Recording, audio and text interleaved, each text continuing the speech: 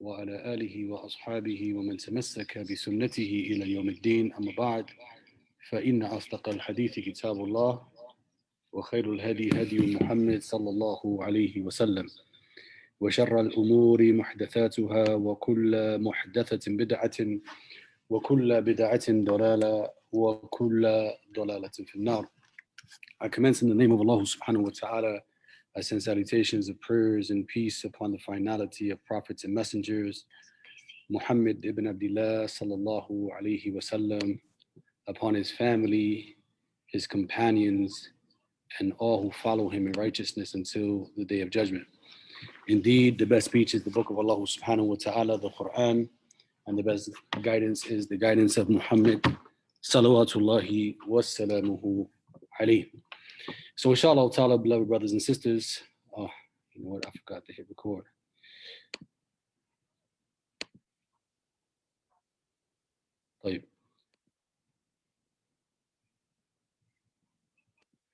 So inshallah ta'ala, brothers and sisters, we are continuing inshallah ta'ala with lesson number 2 inshallah ta'ala, and today we're going to be talking about falling in love.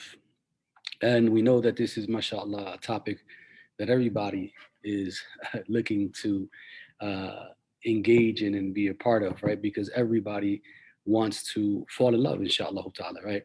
So today we're starting off looking at the 5 love languages, inshallah ta'ala, and then we'll take some points, inshallah ta'ala, from the book of The Fragile Vessel and combine it all together, inshallah ta'ala.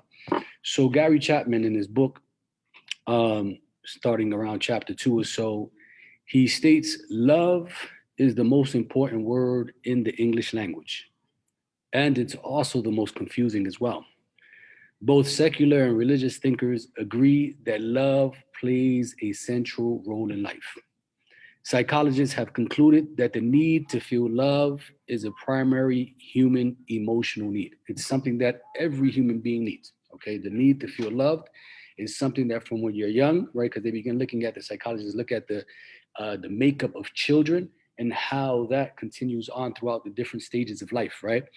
And he says, for love, we climb mountains, we cross seas, we traverse desert sands and endure untold hardships, subhanAllah. In his book, he is focusing on the kind of love that is essential to our emotional health. He states, at the heart of mankind's existence is the desire to be intimate and to be loved by another person. Marriage is designed to meet that need for intimacy and love. We needed love before we fell in love, right? SubhanAllah. He says, we needed love before we fell in love, and it's one of the reasons we were looking for love. We were looking to fall in love, right? And we will need love as long as we continue to live, inshallah ta'ala. He says, the need to feel love is at the heart of every marital desire, okay? Everyone, for the most part, goes out to get married because they want love in their life. They don't go out to get married just because they want a person, a companion inside of the home only, someone that they can talk to and have conversation with every now and then. They look for love because they look to seek to get married because they want to fall in love. They want that to feel that emotional state of love. He says, but problems begin to occur in the household when the love tank is on empty, right? So he says, everyone has a love tank. Make sure the voice don't go out though. He says, everyone has a love tank, inshallah ta'ala. Sorry. Everyone has a love tank.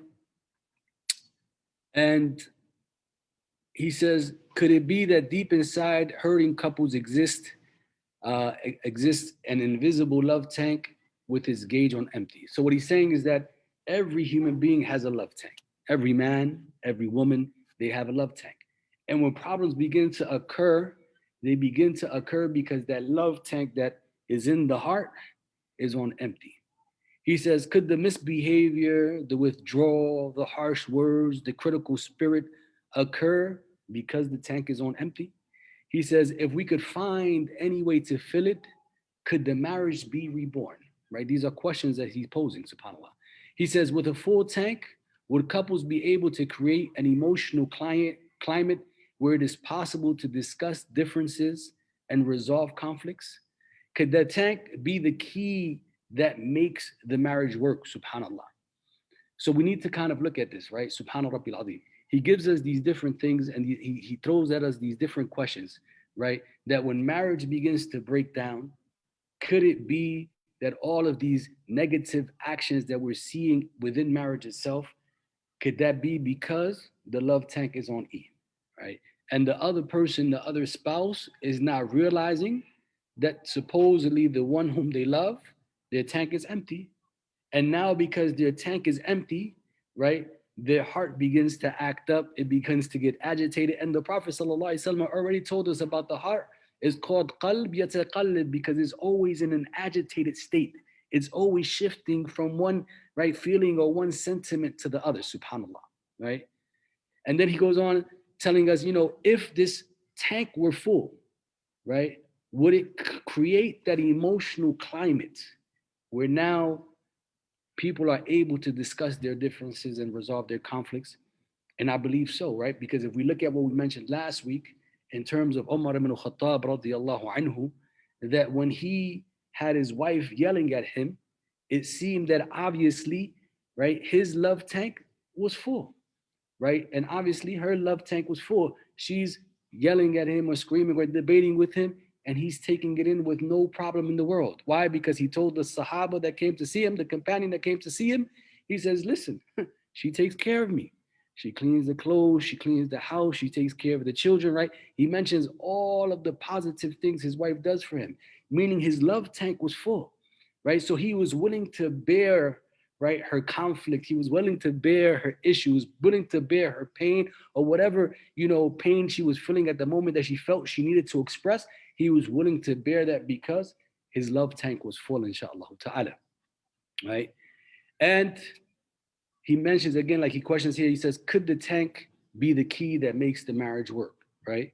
And then he goes on answering some of these questions, inshallah ta'ala. He says, I am convinced that keeping the emotional love tank full is as important to a marriage as maintaining the proper oil level in an automobile, right? You know that in your car, if you don't put enough oil in the car, right, sooner or later the engine is going to seize up and it's going to stop working. There's no mechanic in the world that is going to go ahead and fix that car for you. It's done. You have to get rid of it, or you have to get rid of the engine and put a whole new engine in the car, right?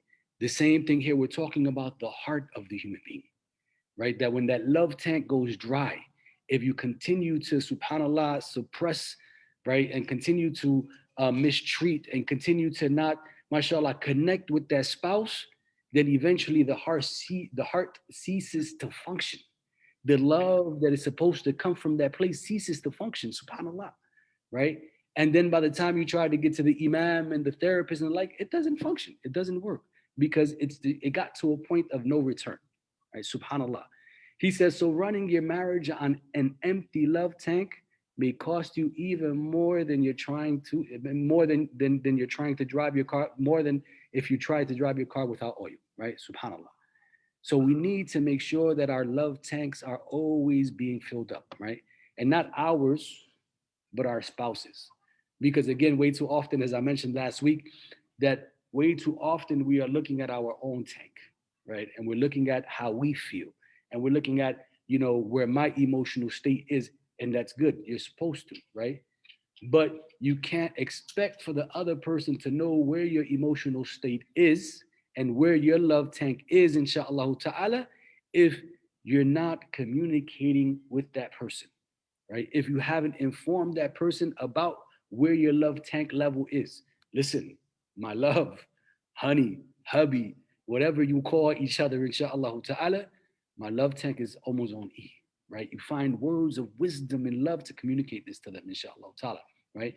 When we look at some points of benefit regarding this part of the lesson, inshallah ta'ala, we see that Allah subhanahu wa ta'ala, he also mentions the love that is to exist in the marriage. He says in Surah Al-Rum, verse 21, وَمِنْ آيَاتِهِ أَنْ خَلَقَ لَكُم مِّنْ أَنفُسِكُمْ أَزْوَاجًا لِتَسْكُنُوا إِلَيْهَا.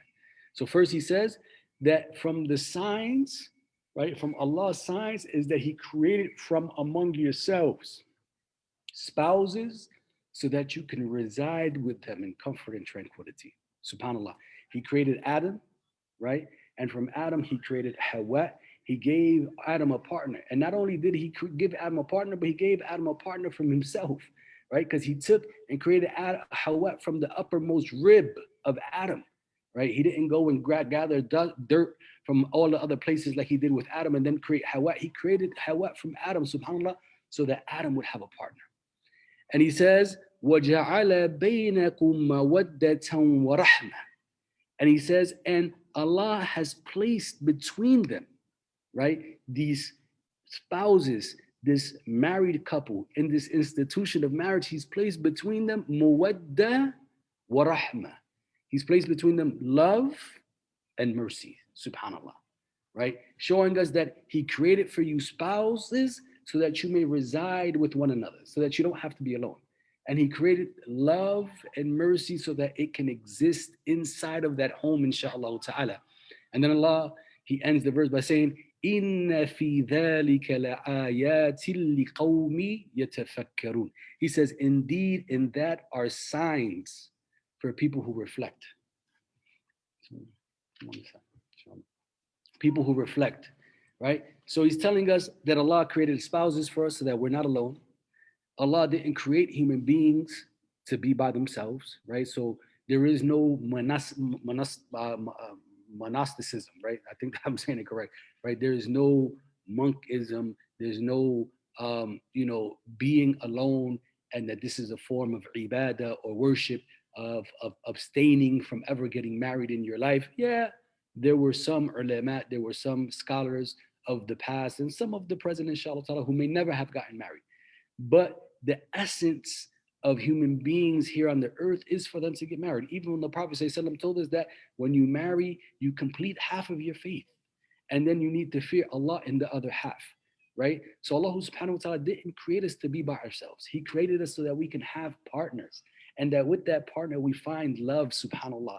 We find mercy, we find tranquility, we find peace, we find comfort, we find happiness and joy, right? He didn't create us so that we can aggravate one another, right? And so that we can hate each other, right? These are characteristics and traits that human beings have developed over time because of shaitan, right? Because shaitan, his greatest task is to send out his henchmen and his soldiers to try to destroy the marriages.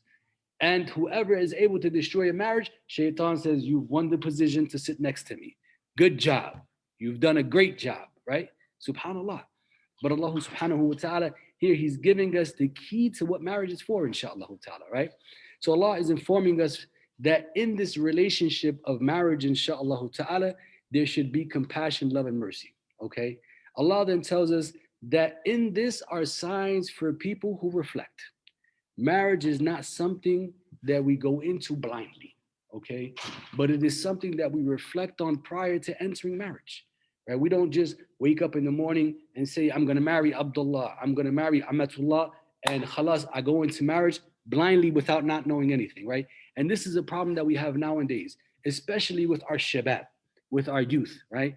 Our youth are people that, subhanAllah, right, this millennial age, they're very, active on the computer, active in the internet, active through these different methods. And because of a lot of this, they lack social skills, right? Some of them, not all of them. Some of them lack social skills because of this, right? They only know how to communicate through devices and through texting and through instant messaging, and everything has got to be quick information like this, right? So when they go into marriage, they go into marriage with the same thought process, inshallah ta'ala, right? Everything is just maneuvers and everything is going to be okay, right? But marriage is something that has to be learned, inshallah ta'ala. You need to go out and be able to learn what it is that Allah subhanahu wa ta'ala expects from the two of you, from the husband and the wife, right? And then when you learn what Allah expects from the two of you, then you know that you're accountable not only to your spouse, right, in your household, but you're accountable to Allah subhanahu wa ta'ala first and foremost. We mentioned last week about the mas'uliyah, right? The responsibility that the Prophet ﷺ said, كُلُّكُمْ رَاعٍ وَكُلُّكُمْ مَسْئُولٌ. All of you are shepherds and all of you will be responsible, right, over that responsibility that Allah has given you. the man for maintaining the home, the providing for the home, the wife for maintaining the home and taking care of the children. And we talked about last week how, mashallah, some roles can interlap, inshallah ta'ala, and intermix, inshallah ta'ala, but that every gender has its role, inshallah ta'ala, according to what Allah subhanahu wa ta'ala has placed in the Quran and in the Sunnah. Number two, we do so much for love, especially prior to marriage, right? Some look their best, mashallah. They go and they go out, the brothers go out and they get a fade every week, inshallah ta'ala. I'm going to go see the woman, the sister that I'm going to be talking to. He's going to look sharp. He's going to make sure he puts on cologne. The sister, mashallah, she's hooking up a khimar, her jilbab, right? Making sure that they look good, subhanAllah, because they want to impress the other person that they are seeking to fall in love with, right? Some show up with flowers and gifts. Some literally travel across land and sea to find that perfect person, right? We know people that come from overseas and we know people that go overseas looking for love, right? Subhanallah. And many other things are done in order to find that significant other. Number three, Gary Chapman, he had mentioned in the book, he says, love is at the heart of marital desires. But how do we commence losing that powerful feeling that drove us to the altar, or shall we say to the masjid to get married, right? There was something that drove us to go to the Imam and say, yeah, Imam, I want to marry this person, subhanAllah, right? And those things must never be forgotten, inshallah ta'ala, right? And as he mentioned, it is because our love tanks, right, are not constantly filled, but in many instances, they are kept empty, right? So in many instances, our love tanks are kept empty rather than us keeping them full all of the time, inshallah ta'ala, right? So he says, running your marriage on an empty love tank will ultimately lead to the breakdown, as I mentioned, followed by divorce. And in many instances, when the marriage has reached that point of breakdown, right, the mechanic, or shall I say the imam, as I mentioned before, and the therapist can no longer fix what has been worn down to the point of no return, okay? The hearts of humans are in constant need of maintenance, subhanAllah, right? We have that hadith of the Prophet ﷺ, where the Prophet ﷺ said that indeed in the body there is that piece of flesh. If it is sound, then the entire body will be sound. And if it is corrupt, then the entire body will be corrupt. He says, Ala wa hiya al-qalb. Indeed, it is the heart, right? We have the dua that the Prophet ﷺ said, ask Allah subhanahu wa ta'ala, Ya muqallib al-qulub, thabbit qalbi ala dinik. Oh Allah, controller of the hearts, make my heart firm upon your faith, right? Keep my feet planted in Islam, right? Subhanallah. Yeah, oh changer of hearts, never allow my heart to deviate, right? Because it shows us that the heart is in a constant state of agitation and change, and the heart always needs to be fed. Not only love, but iman, inshallah ta'ala, right? But now, because we're talking about love, the heart always needs to be fed with love, inshallah ta'ala. And the heart, we can say, as the car, always needs to be tuned up, right? Every 5,000 miles, you take your car to get that oil change, inshallah ta'ala. The same thing with your spouse, with your wife, with your husband, inshallah ta'ala. You need to be tuning the heart up, inshallah ta'ala, and make sure that you have that fire kindling, inshallah. Number four, we must be conscious of our spouse's love tank, right? We cannot be from those who only monitor our own love tank, but we need to monitor our spouse's love tank as well. It is important that you keep the love tank of your spouse full as much as possible. If you feel that your heart is feeling negative, meaning you personally, and that your personal heart is and your personal love tank is going empty, like I mentioned, you need to communicate with your spouse. We cannot think that our spouses read minds, right? Because from what I know, people can't read minds, right? Allah subhanahu wa ta'ala did not give us the ability to look at one another and be able to read each other's minds, right? But he gave us the ability, right, to use our mouth, our lips, our tongue, so that we can communicate words, inshallah ta'ala, to our spouses and allow them to know how we feel. And when we communicate these words to our spouses, inshallah ta'ala, knowing that we're trying to fill our love tank, we need to use wisdom and communicate it in the best of words. Because remember last week we said, the Prophet ﷺ said, Inna rifqa la yakunu fi shay illa shana. Gentleness isn't placed in something except that it beautifies it, and is not removed except that it causes it to become ugly and detestable. So the way you communicate and the words you use and the language you use and the body language that you use as well, the facial expressions that you use as well, all of this comes into play, right? Because from the face you can tell a lot, right? You can say with your words one thing, and with your face, you can communicate a whole different thing. Same thing with your body language, inshallah ta'ala, right? So everything has to be in tune when you're communicating to your partner. My love tank is empty. I'm feeling at a point where I don't feel loved, right? And the reason why I don't feel loved is perhaps because of X, Y, and Z, right? There's a difference when you say, well, I don't feel loved because you don't do X, Y, and Z, right? Is different from communicating. I don't feel, I feel that my heart or my tank is going on E, maybe because of X, Y, and Z, right? Trying to use wisdom with whatever the situation may be that's going on with you internally, inshallah ta'ala. But rather than blaming or accusing the other person, inshallah ta'ala, communicating the message that you want them to understand without having to accuse them and then have them feel as if they're being attacked. And now I have to defend my position, inshallah ta'ala, as I am trying to express my love to you. Okay. I remember we talked about last week that we have different makeups, inshallah ta'ala. Genetically, Allah subhanahu wa ta'ala has created us different. Our brains work from two different sides. The male and the female brain works from two totally different sides. We don't function the same way, inshallah ta'ala. Okay. And this must be done so that we can remain keeping a healthy state of marriage, inshallah ta'ala. And when we look at the life of the Prophet ﷺ, we can ask the question, did the Prophet and his wives also try to keep their love tanks full? And was there a method that they used to use to check if the love tank was full? The answer is yes. Aisha radiallahu anha, in a narration that is found, she once asked the Prophet sallallahu alaihi wasallam, she said, Ya Rasulullah, how much do you love me? Oh, is it still on, the voice? Because this thing died.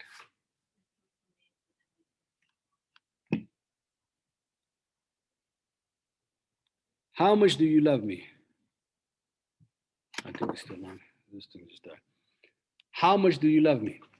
And the Prophet sallallahu alaihi wasallam, he replied saying, I love you like a knot on a rope. I love you like a knot on a rope, right? I don't have it, right? If you take this here and we knot it up, right? And I make this knot, it's very difficult for me to take it apart, right? So the Prophet ﷺ is telling her, I love you like this knot, meaning my love for you, inshallah ta'ala, is strong and tight. There's no issues or nothing going on in my heart regarding my love for you. Allahu Akbar, right? And when he said, I love you like the knot on a rope, she wanted further clarification, right? So she said, and how is the rope now, Ya Rasulullah, meaning in this moment? How is that rope doing? Is it still knotted? Is it still tight? Is it loosening up? Has it fallen apart? What's going on with the rope? SubhanAllah.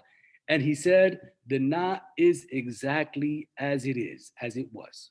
SubhanAllah, right? So Aisha radiallahu anha, she was checking the love tank of Rasulullah sallallahu alaihi wasallam, making sure that his love tank was still full for her, right? Making sure that it wasn't going on E. This was her method, her wisdom, right? And how to figure out, where is his love for me still at this moment? Are we all okay? Are things going good? Am I, mashallah, doing my duty as a spouse to keep his love tank full? Because perhaps maybe she felt that her love tank was full, subhanAllah. Because we know, as we're going to come to see, inshallah ta'ala, when we start getting into how the Prophet ﷺ dealt with his wives, that mashallah, the Prophet was romantic, right? Allahu Akbar. The Prophet, mashallah, he demonstrated his love, and mashallah, he was smooth, mashallah, right? Allahu Akbar. So now we move into the state of falling in love, right? So we go back to some of the statements by Gary Chapman. Bismillah. He states, most of us enter marriage by way of the in love, with quotations, experience.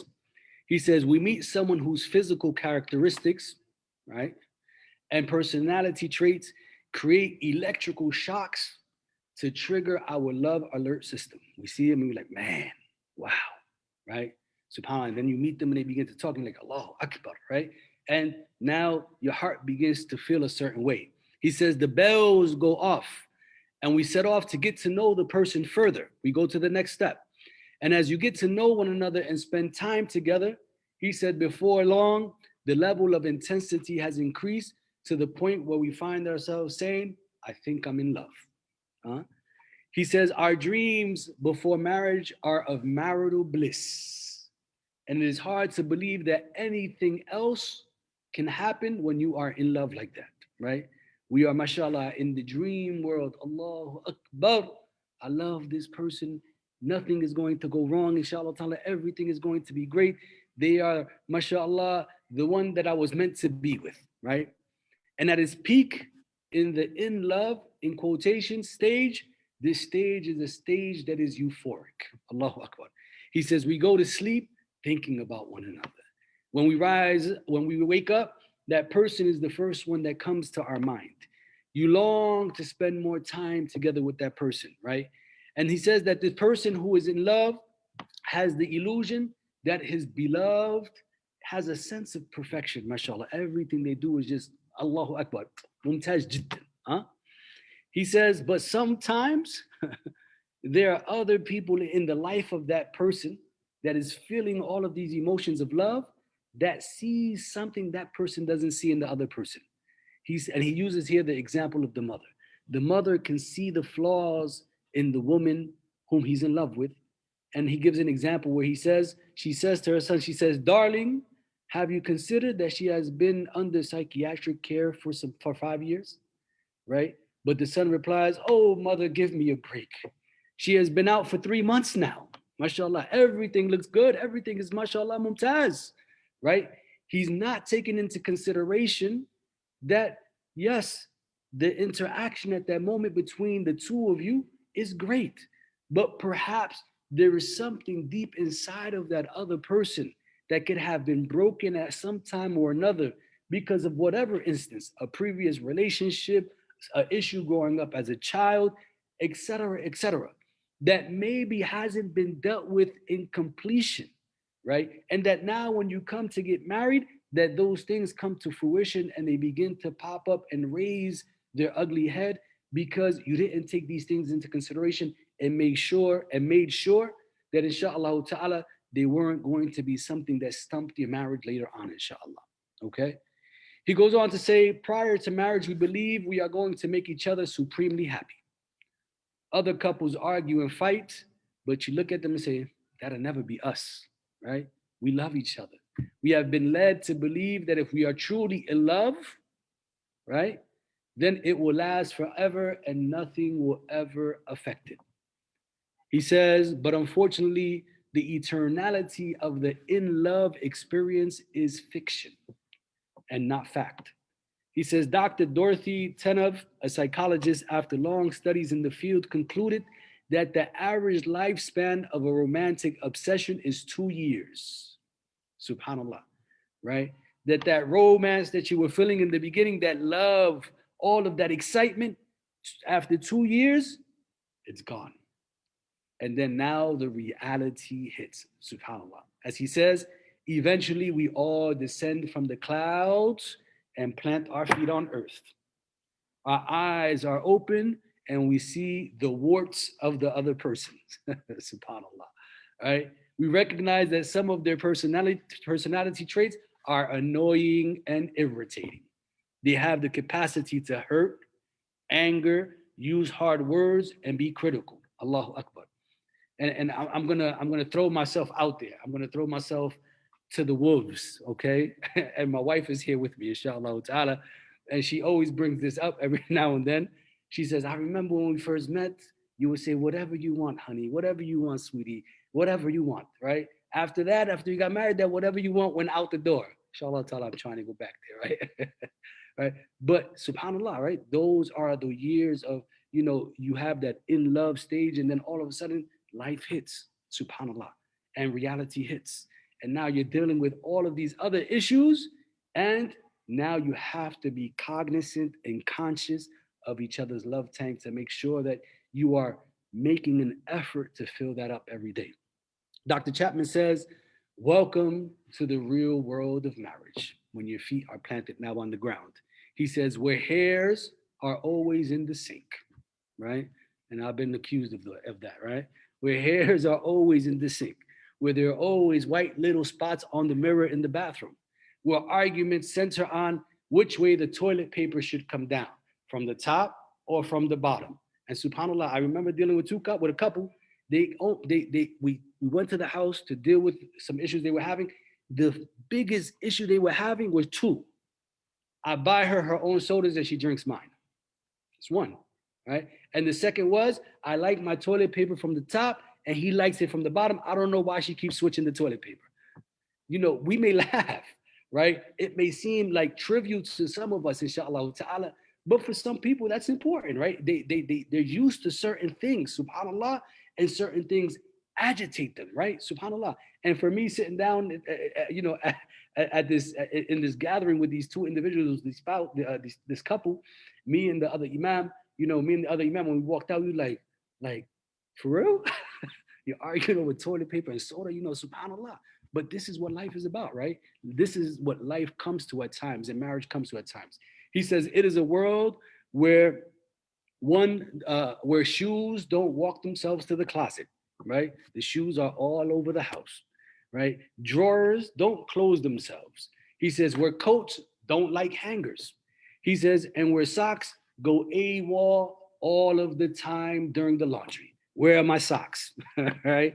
And then at times, even he says, in terms of the men, right? They said the man opens the refrigerator and can never find anything, subhanallah, right? And often it's, where is this and where is that, right? Subhanallah. These are things that are bound to come up. And he says, in this world, a look can hurt, words can crush, and intimate lovers can become instant enemies, subhanallah. And marriage can be a complete battlefield. Allahu Akbar. The complete opposite of what Allah subhanahu wa ta'ala says, mawadda and rahmah, love and mercy. Now all of a sudden you have war. I don't know how many of you guys back in the day, kind of, mashallah, old, but back in the day they had the movie War of the Roses, where the two couples, they were divorcing and they didn't want to leave the house, so they split the house in half and they taped the house in half. This half is my half, this house is your half, until they killed each other. At the end, subhanallah, it became a battlefield, right? Subhanallah, Allahu musta'an. He says, and it is due to this that presently 40% of marriages in this country end in divorce. 60% of second marriages end in divorce.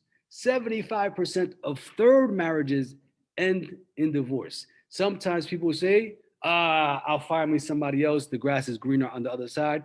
And the percentages of divorce just increase. Subhanallah, right? So apparently the prospect of a happier marriage the second and third time around, he says, is really not substantial, subhanAllah. He says research seems to indicate that there's a third and better alternative. He says the third alternative is that we can recognize the in love, in quotes, experience for what it is, a temporary emotional high, okay?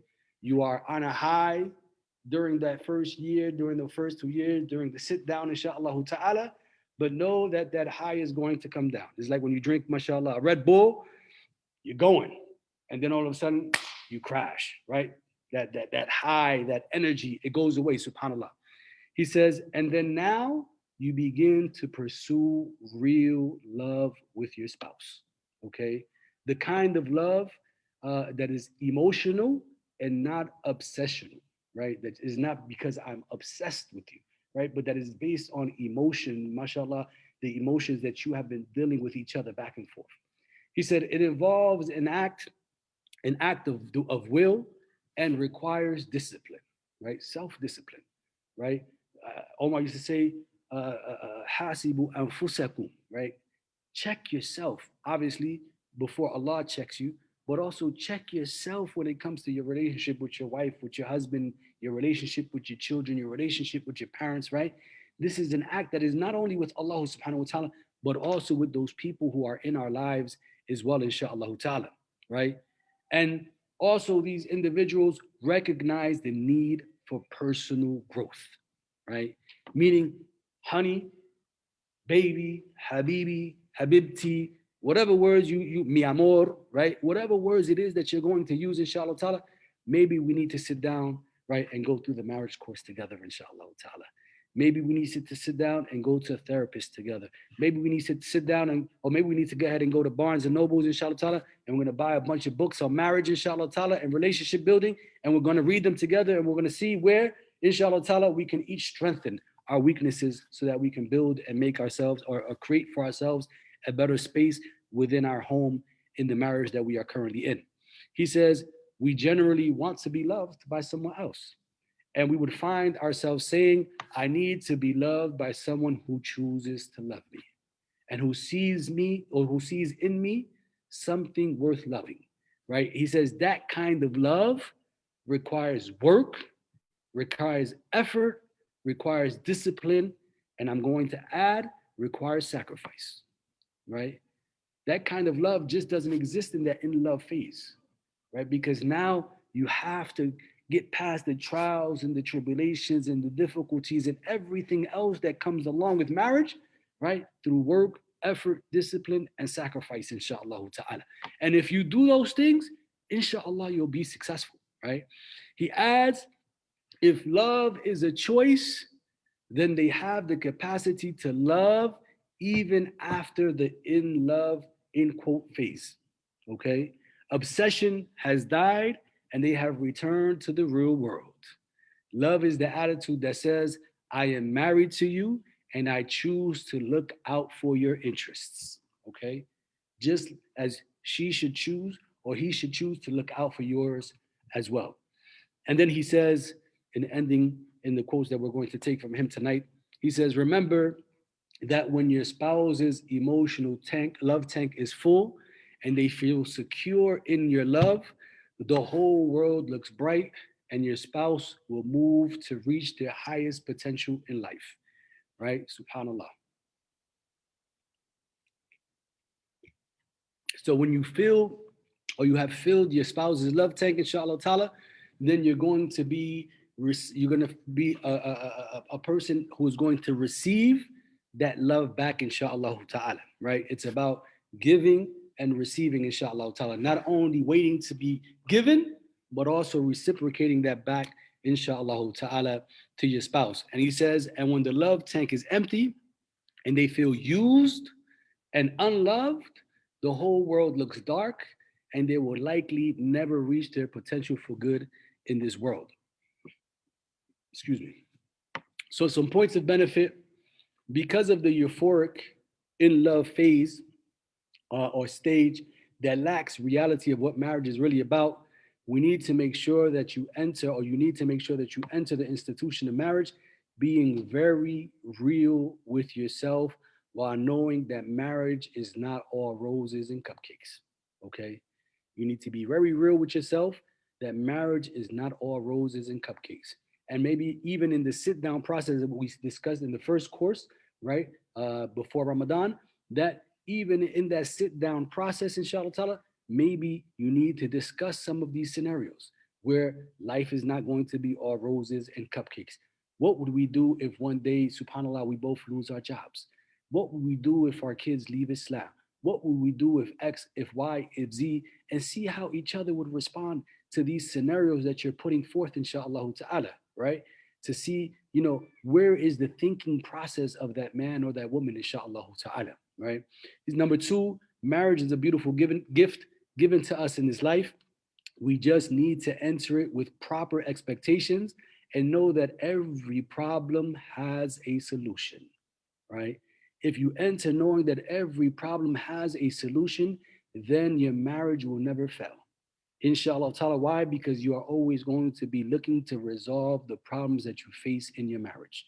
But when you believe that the problem comes and it ends with that problem, inshallah, it begins with that problem and ends with that problem, then you will never find solutions, inshallah ta'ala. You'll never be solution orientated, and all you will end up doing is divorcing every single time. May Allah forbid. He says the world and its people, human beings, are not completely broken beyond repair, right? Some of us got issues. Let's be real. Some of us have issues, right? And this is why I tell people all of the time, when you meet someone and you're going to marry them, let them know what your issues are. Why? Because that person should have the right to choose whether they want to marry you with those issues. Because eventually You're going to come out of the clouds, as Chapman says, Dr. Chapman, and your feet are going to hit the earth, meaning those issues are going to come forth because you're not going to be able to hide them forever. And then when those issues come forth, the other person is going to feel deceived. There's deception here. You lied to me, right? You didn't tell me you were like this. Huh? You fed me, mashallah, chocolates and sweets and strawberries and inshallah, but you left off all of the sour stuff, right? Subhanallah. He said, so we each make mistakes, and we see things weird at times, understand things differently, experience things differently, and all of this is normal and completely okay. We were not all meant to be the same, and that is what makes life and marriage absolutely great. Okay, we have to learn to embrace our differences and use that to bring the best out of one another, not the worst. Number three, listening to the advice that others may bring to you at times. It doesn't mean that that is the be all end all, right? But someone may come and say, listen, have you thought about X, Y, and Z regarding that person? Right? It doesn't mean that you're going to stop sitting with that person. It doesn't mean that you're going to divorce and leave that person, inshallah ta'ala, but you're going to take things into consideration, inshallah ta'ala, and then maybe use that advice to maneuver in the next steps that you're going to take regarding that individual to see if it is the way the other person may be seeing it to be, inshallah ta'ala. Or you at least you'll do an analysis and analyze the situation to see if what they're seeing is correct or incorrect, inshallah ta'ala. Okay. Number four, right? Don't write off that advice regarding a future spouse, nor completely take it on face value. Okay. Number five, never enter the marriage thinking it will be drama free. There is always going to be issues, and drama will always come, inshallah ta'ala. But the problem, right, you encounter is not what matters. What matters is how you deal with the problems that you're going to encounter, right? So the problem is not what matters. The issue is how am I going to deal with those problems, inshallah ta'ala, when I encounter them, inshallah ta'ala, right? And if you come in with that mindset, then you're coming in with a positive mindset, inshallah. Number six, Dr. Chapman mentions, welcome to the real marriage where hairs will be on the sink, toilet paper is not placed as you like it, shoes are not in the closet, coats are not on the sofa, dishes laid in the sink overnight, right? This is a very real scenario in a lot of homes. Be ready to deal with this using wisdom and dialogue. Remember, everyone was not raised like you, right? To some, these actions are completely normal. To others, it's atrocious, right? Remember that all things can be worked out through conversation and dialogue. Number seven, remember that marriage takes work and a lot of sacrifice, but if you do both, you work and you sacrifice, you will find consistent happiness and pleasure. The minute you give up working to fulfill your partner's love tank and they give up to fulfill yours, the marriage at that point will be in trouble, inshallah ta'ala. And I have to warn you, inshallah ta'ala, and we're coming to an end. I have to warn you, remember that when kids come into the marriage, inshallah ta'ala, right? The honeymoon you were living prior to marriage as well, or prior to children being in the marriage, right, is over. The honeymoon is over. You're going to have kids in your bed at night. Your wife is going to end up in their bed, inshallah ta'ala. The kids are going to demand most of your attention, most of your energy, right? And at times, many of these moments can break a marriage if the love tank is dry. Why? Because they feel that all of the attention they had before and the love they were receiving, it's now gone and dissipated. Why? Because you both are involved completely with the children who demand all of your time, subhanAllah, right?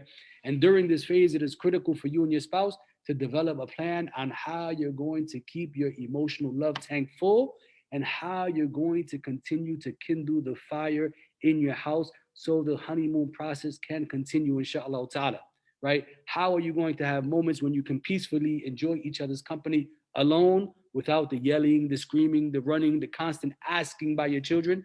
Remember during this phase that your love has not ceased, but someone else is now requiring your love and also requires that their love tank be full, right? Meaning your children. But yet they understand the importance of allowing you to both fulfill your own love tanks, inshallah ta'ala, one day when they get older. Number 8, and the final one, monitor, monitor, monitor each other's love tank, and don't fail to communicate if your love tank is empty. Part of communicating your love tank is empty, is on empty, means that you help your partner understand what your love tank needs so that it can remain full, inshallah ta'ala. Barakallahu fikum, brothers and sisters, inshallah ta'ala. And if we have questions, inshallah ta'ala, we can go ahead and move forward with the questions. I'm not sure if we still have the questions from last week, inshallah ta'ala. Hermana Aisha, inshallah ta'ala, sí, este tema lo vamos a hacer en español igualmente, inshallah ta'ala. Si Dios quiere, empezaré este fin de semana, si Dios me da la habilidad de hacerlo en español, inshallah ta'ala. Okay, bismillah. She sent it here. Oh, she emailed the question, she said.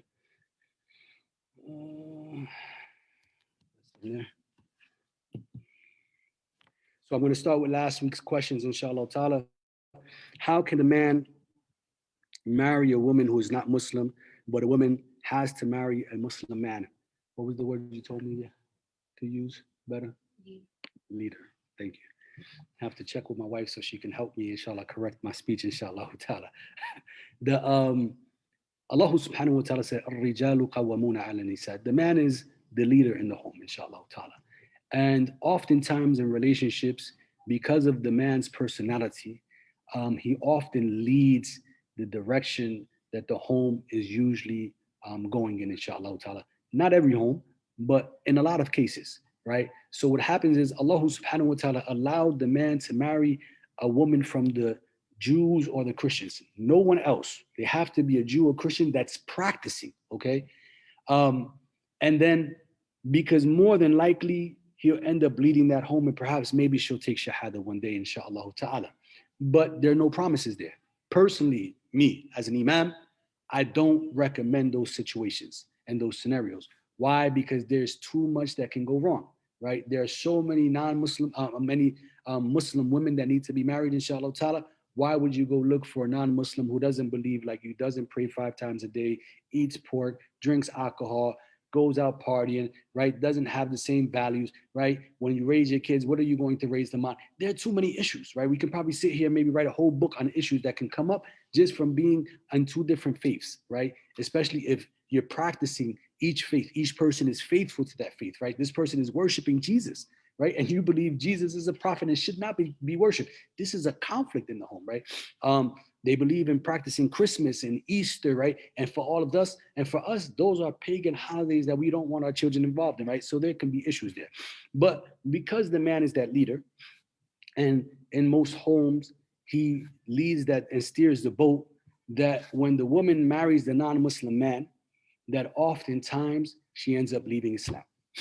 And if she doesn't leave Islam, she ends up leaving practicing Islam the way it's meant to be practiced, right? I know a lot of, subhanAllah, sisters, unfortunately, ended up with a non-Muslim brother, a non-Muslim man, and then they used to wear hijab. Now the hijab is gone, right? Now they're out bikinis or tight clothes or this or that, subhanAllah.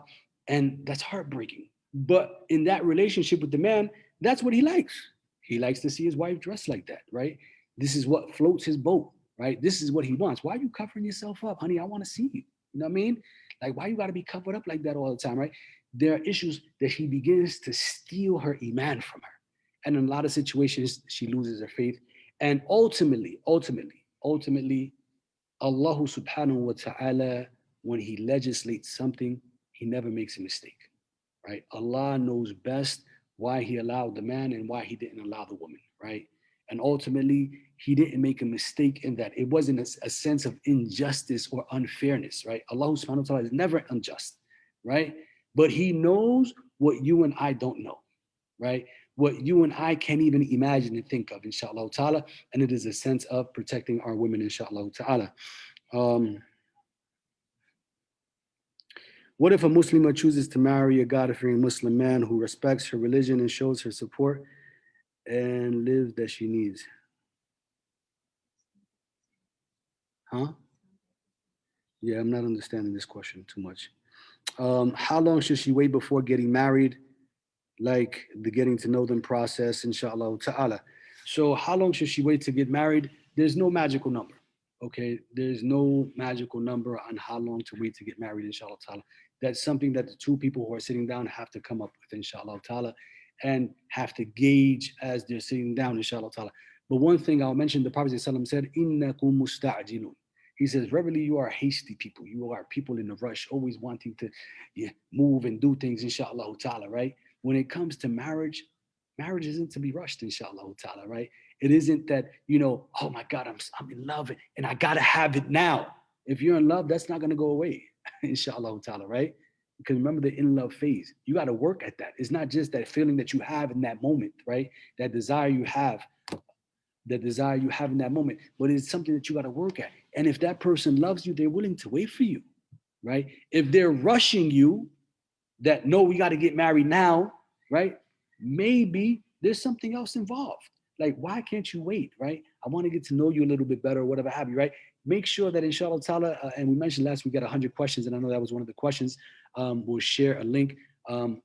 If you email Reverts Reconnect at massnewyork.org, we can share that 100 questionnaire with you, right? Make sure that you're asking all of the proper questions. Make sure that inshallah ta'ala, you're doing all of your research. Make sure that that person has references, inshallah ta'ala. I may have questions on that person has references, inshallah ta'ala, that you can go and check out, right? The job of the wali, of the person that's acting as your guardian, whether that is the imam, your father, your brother, whoever it may be, it has to be a Muslim man, that his job is to assure that this man is who he says he is, right? That he's not some criminal, some thief, some murderer, some, you know what I mean? Anything crazy that may come out of the mind, okay? So take your time, inshallah ta'ala, right? Love, it doesn't have to be overnight. I know we feel lonely, right? I know we feel lonely. Feeling lonely doesn't feel good. You know what I mean? You don't want to be alone, inshallah ta'ala. You want to be loved, but at the same time, you just don't want to run into something that is going to end up in divorce anyway, inshallah ta'ala. So if you take your time, you can see all the signs, you can put in the work, inshallah ta'ala, perhaps you give yourself a better chance at success or a successful marriage, inshallah ta'ala.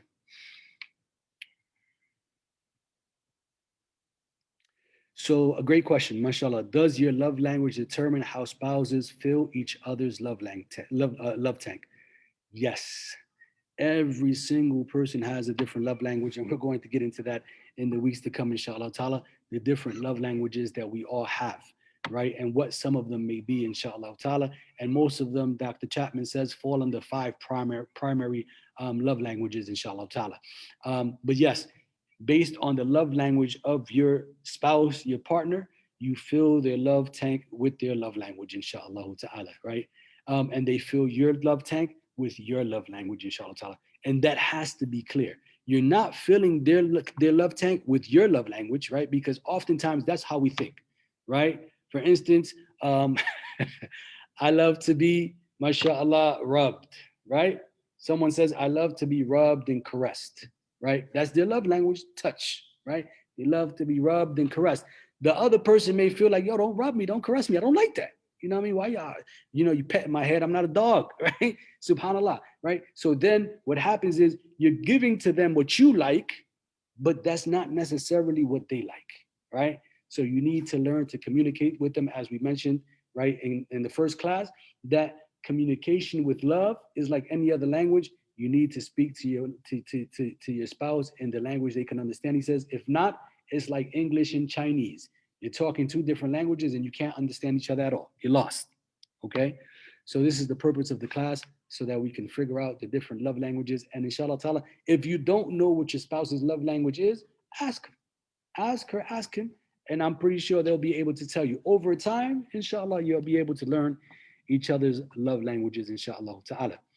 Not sure if there are any other questions here in the Zoom session, inshallah ta'ala.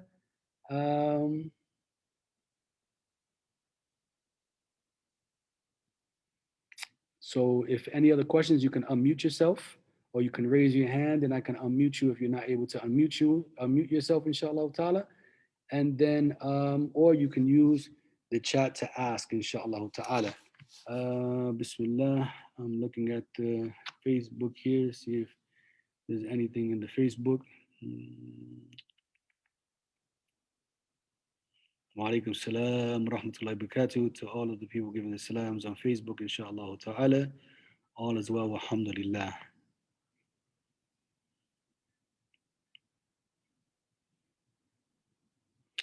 So one person says here, the true social media technology is an obstacle to real socializing and communication. Yeah, with the modern day age, subhanallah, you see it already. Sometimes people in the same household text each other, right? You got brothers in the same building texting each other, right? Sisters texting each other in the same building, right? Rather than coming, inshallah ta'ala, and having a communication, they lose that form of communication. Honestly, I hate, you know what I mean? And I have a cousin that, subhanAllah, I bother him all of the time. I text him on purpose because he hates the text. And he calls me and he's like, man, I want to hear your voice. You know, why are you texting me for? I want to hear your voice and I want to be able to talk to you, inshallah ta'ala, right? And the same is with our spouses, inshallah ta'ala. You know, you don't want to be sitting in the bedroom and she's in the kitchen and you're texting back and forth and this is the way you communicate, inshallah ta'ala. No, you want to be able to sit down and talk, inshallah ta'ala, enjoy each other's company and be able to communicate, inshallah ta'ala, like real human beings, inshallah ta'ala, and not through text messaging. Why? Because text messaging and messaging through internet and all this other stuff, right, makes the heart very coarse. It makes the heart coarse. It's easy to say things, right, that naturally you won't say to a person in their face when you text, right? You won't dare say certain things to a person in their face because, not because maybe you fear them, but because of the embarrassment or whatever you have. So texting becomes easy. Why? Because you're hiding behind screens and you're hiding behind phones and you're hiding behind, learn to communicate, inshallah ta'ala, effectively with people one-on-one, inshallah ta'ala, and you'll see things go much further, inshallah ta'ala. And Allah knows best.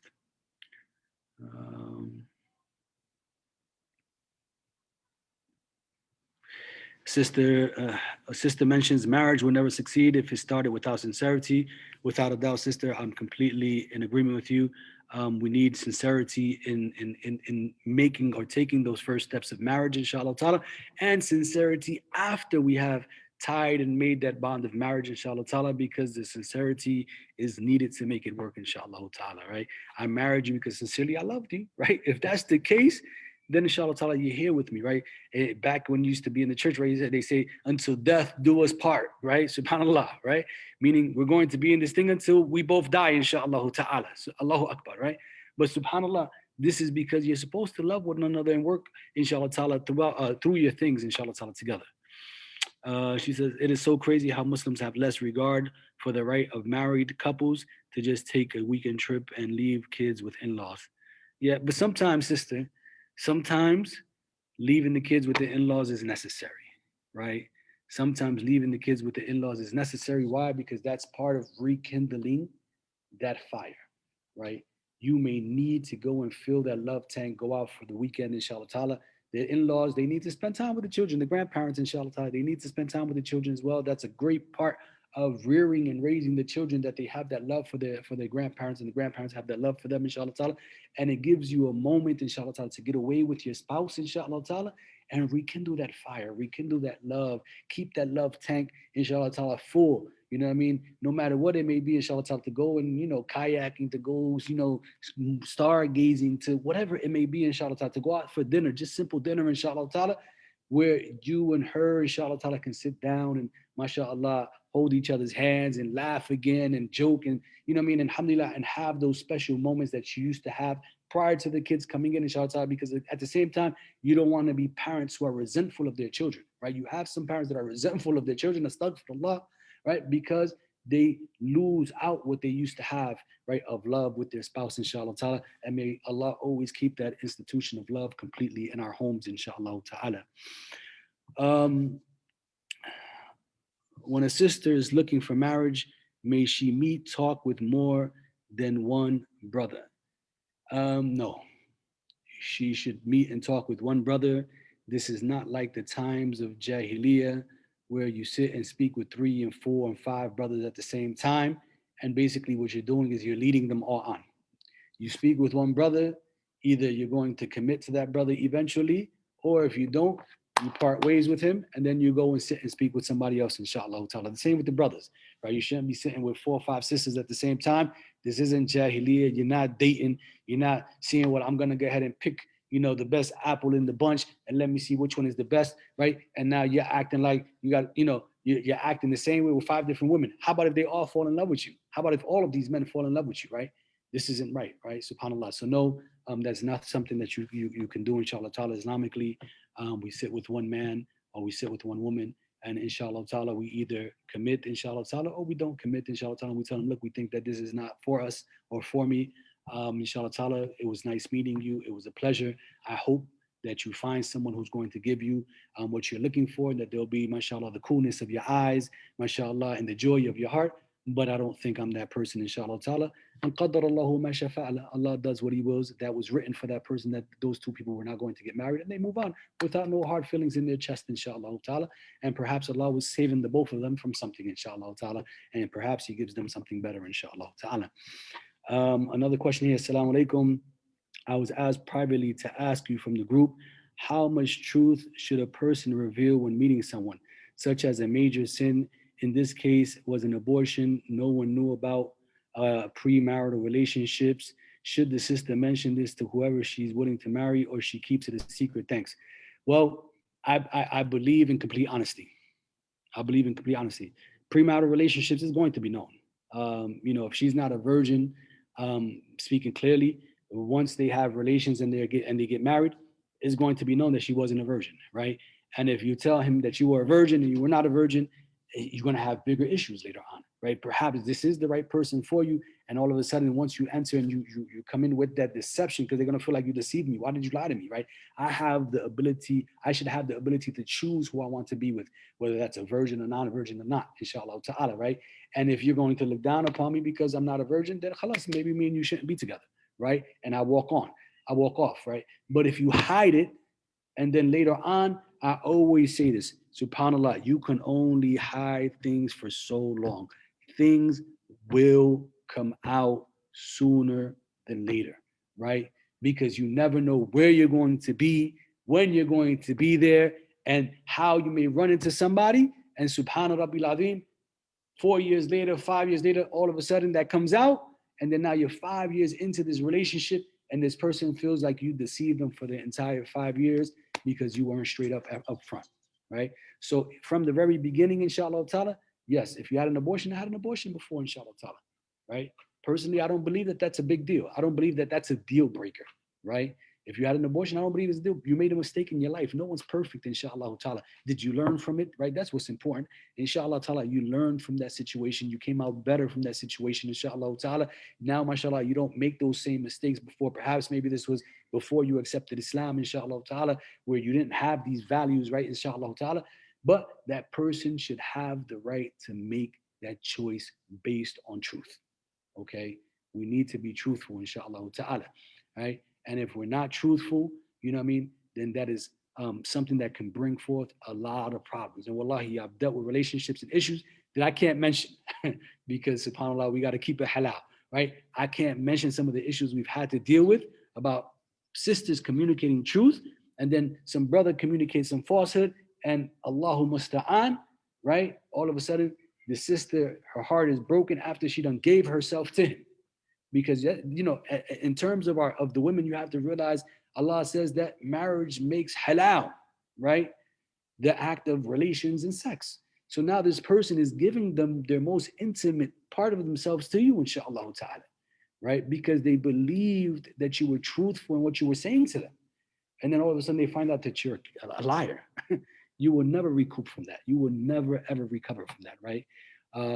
They may call you a creep and everything else, inshallah ta'ala, or the same for the woman, inshallah ta'ala. So again, start your marriages off, inshallah ta'ala, with truth, inshallah ta'ala, in your sit downs, tell the truth and let the person choose. You know what I mean? There's no need for you to try to lie just so that you can go ahead and be with that person. That person either chooses and says, yes, this is for me, or no, it's not for me. And you move forward, inshallah ta'ala. Khair. Any other questions, inshallah ta'ala? Again, you can raise your hands. If you can't unmute yourself, you can feel free to mute yourself, inshallah ta'ala. Unmute yourself if you want to use the mic. Or you can use the text box. If I don't see any questions, let me check Facebook. Excuse me. Like, I don't see any other questions coming in, inshallah ta'ala. So with that, brothers and sisters, سبحانك اللهم وبحمدك نشهد أن لا إله إلا أنت ونستغفرك ونتوب إليك. We ask Allah Tabaraka wa Ta'ala to bless you all. May Allah subhanahu wa ta'ala, for our brothers and sisters who have yet to be married, inshallah ta'ala, and are seeking to be married, may He allow you to find beautiful spouses who will be the coolness of your eyes, inshallah ta'ala, whose tanks you will fill and whose tanks they will fill.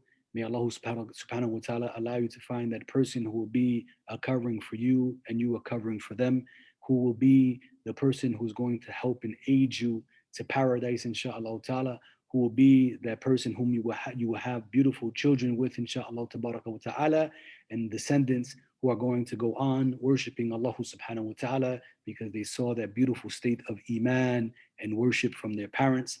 And may Allah wa ta'ala bless you all, and may He subhanahu wa ta'ala always rectify all of our affairs.